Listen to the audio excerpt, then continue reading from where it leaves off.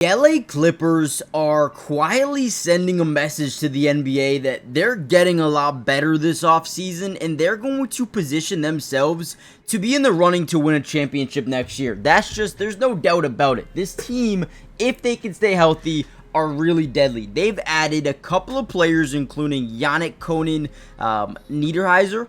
This is a guy that is going to be dynamic, and look at this play here. As they run this double drag, essentially when you get two screens, you want to roll quickly to the basket as the big man. All we're trying to do is force the big to kind of rotate over to guard that drive and leave our big on the roll, right? So here's Yannik right here, number 14. As he's rolling to the basket, they get leverage into the lane, forcing this big man to make a decision. Do I go cover the guard rolling or driving right to the basket, or do I cover the rolling big, right? I mean, there's just no right answer. Either way, you're going to get beat, and this is a guy who is a massive threat down low, who can go up and catch lobs. He can score at will, but adds a ton of versatility, especially on the defensive side of the ball. And in this video, what I wanted to do was kind of break down what they added to this team. Now, not only do they have Yannik, but they also have Big Zoo. You have obviously Brook Lopez, who they brought over in free agency.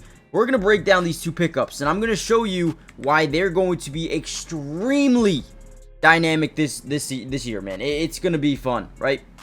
Here's another one. Setting that screen and that high pick and roll. Just imagine this being James Harden or Norman Powell or Kawhi Leonard, even at times, right? Being those guys who could just come off these screens and then boom. Once we come off, you get switched onto a big. The guard rotates over, tries to fight over, and again, Yannik gets a free lane to the basket. And because you have, let's say, James Harden or Kawhi Leonard, you're going to see a lot of these double teams, right? We call them fires in the NBA, right? You're going to see a lot of fires or blitzes, creating blenders for the defense, right? Where they're stuck in 3-on-4, defense. Which, boom, we find the roller, and you're not stopping him down low. You're not. He's too big. He's too strong. He's too physical. Once you send that initial double team off these screens, guys, it's over. You're done. Good luck. And because, like I said before, because you have James Harden and because you have Kawhi Leonard, teams are going to be forced to send two, just like this, right? And then Yannik, once again, throw it up there. He'll go get it. Throw it up. He'll just go get it. And you can see on this play specifically, the guard is to, listen, I don't care who's there. Throw the ball up. He will find it, right? Look at this. It's not even open when he's throwing it. There's three guys down low. Throw it up. Go get it. Watch him work, man. Amazing. But you know what's fun? Is now you have a guy like Yannik, right? Who adds a completely different skill set compared to Big Zoo. But then you have Brook Lopez, who is completely different from both of those guys. But what do they all have? Now, you can also utilize him off the ball, right? Not setting that screen there. He's actually in this low post, or we call that is the dunker spot, okay? Now, essentially, why is it called the dunker spot? Well, we know, right? As basketball fans, as people who study film, we know whenever we can get leverage into the basket, you're going to create one of two things. Either strong side corner rotation, but with that comes a wide open three. So teams don't really strong side double. They'll usually send the low post, okay? And what that means is this big is going to rotate over. We're going to scratch that off. They're not going to rotate there, but they're going to rotate here. So as we get that drive, now we have that backside lob pretty much wide open. And again, that's why we have bigs sit in that dunker spot. Boom, they overcommit, throw the ball up, go get it, easy money. It's just that easy for a guy like Yannik. And you know what's, again, it's fun having three guys with different skill sets, but all are really good defensively, blocking shots at the basket. And Yannik is, again, one of those guys. We'll see a little bit in this video of him being able to do it. Look at this one. Oh my Lord. Okay, this is a little bit different. We saw a lot of lobs. Now we're going to see a screen into an off-ball back screen into a pocket pass, okay? Now, essentially what a pocket pass is when you see the front foot here and the front foot here, a pocket opens up, right? We want to bounce past that thing right into our big, and because he is so athletic, he can catch this on the move. Again, look at the pocket open up. He can catch it on the move and still go get it. I mean, good luck guarding this offense. Here's a little bit of his defense capability, man. If you try scoring him down low, good luck. I mean, good luck. You're not doing anything. He's just going to dominate you down low. Doesn't matter who you are. Doesn't matter how good you are. He's got such good length as a defender. he's going to be massive for this team defensively as well. Now, before we get any further into this video, do me a big favor, guys. Hit that like button. If we get over 500 likes on this video, we will post non-stop Clipper videos throughout the entirety of this year's season and off-season, right? Training camp. We got Summer League coming up in just a few days. We're going to be breaking down that. Everything. Subscribe to the channel. It is free. It doesn't cost anything to subscribe.